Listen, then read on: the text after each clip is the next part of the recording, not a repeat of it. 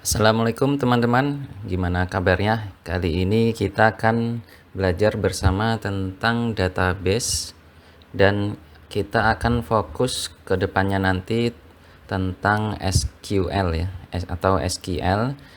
Fokusnya kita nanti akan di bagian select ya, jadi bukan di pembuatan tabelnya, insertnya, update atau delete, tapi kita akan lebih fokuskan ke selectnya. Nah, saya akan bahas sekilas saja tentang apa itu database dan lain-lainnya sebelum kita fokus ke bagian select ya. Nah, apa itu database ya? Database atau yang sering disingkat DB. Database itu adalah kumpulan data yang disusun dan disimpan secara terstruktur supaya mudah diakses, dikelola, dan diperbaharui ya. Nah, gambarannya kalau teman-teman biasa pakai Excel ya, bisa pakai Excel. Nah, ini misalnya ada nama filenya data siswa ya. Nah, database itu ibaratnya adalah file ini, satu file ini dengan nama data siswa. Lalu di dalam file data siswa ini ada sheet siswa, lalu ada tabel. Nah, di tabel ini ada judul kolom, nama, alamat HP, ini datanya. Satu data siswa itu satu baris, data siswa berikutnya baris berikutnya ya. Nah, ini kalau di database itu analoginya adalah dari tabel database. Jadi file Excel ini itu ibaratnya database-nya, satu database. Lalu satu sheet ini ibaratnya kalau di database itu adalah tabelnya ya. Yang mana di dalam tabel juga ada judul kolom, lalu nanti ada data-data. Data-datanya juga berupa baris data seperti ini. Satu baris data mewakili satu data tersebut. Lalu ada sheet lainnya, contohnya adalah sekolah. Juga dalam bentuk tabel, ada judul kolom, nama, alamat, lalu data sekolah pertama di baris pertama, data sekolah kedua di baris kedua ya. Nah, ini juga nanti kalau di database itu adalah tabel lain ya. Jadi nanti di database ibaratnya tuh ada tabel siswa, ada tabel sekolah ya. Nah, contohnya seperti ini. Ini adalah tampilan database. Yang di sebelah kiri ini adalah list dari database ya, yang paling luar ini. Lalu di dalamnya ini adalah nama tabelnya ya. Oke. Nah, ini adalah nama tabel. Lalu di dalam tabelnya ini ada judul kolom ini. Nah, di sini ada data-data dari setiap kolomnya. Satu baris data mewakili satu data. Baris berikutnya data berikutnya, seperti di Excel tadi persis ya. Nah, jadi analoginya seperti itu.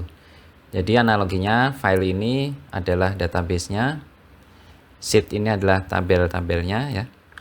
Seperti di sini tabel-tabelnya, lalu judul kolom sama ya. Lalu ada baris data ini. Nah, jadi nggak usah bingung ya, strukturnya sama.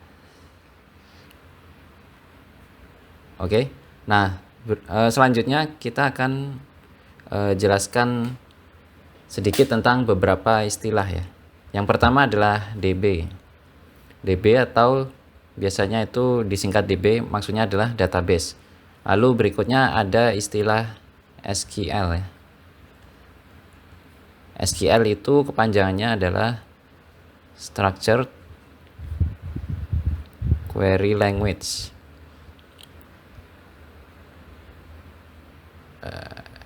Nah, ini ya, language. Nah, ini SQL ini adalah bahasa standar yang kita gunakan nanti untuk berinteraksi dengan basis datanya ya, atau database-nya. Itu nama bahasanya adalah SQL ya. Kalau di pembuatan website ada PHP, lalu ada JavaScript. Nah, kalau untuk ngelola database nanti kita pakainya SQL ya. Lalu berikutnya ada istilah DBMS ya.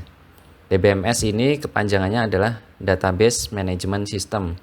Ini adalah aplikasinya.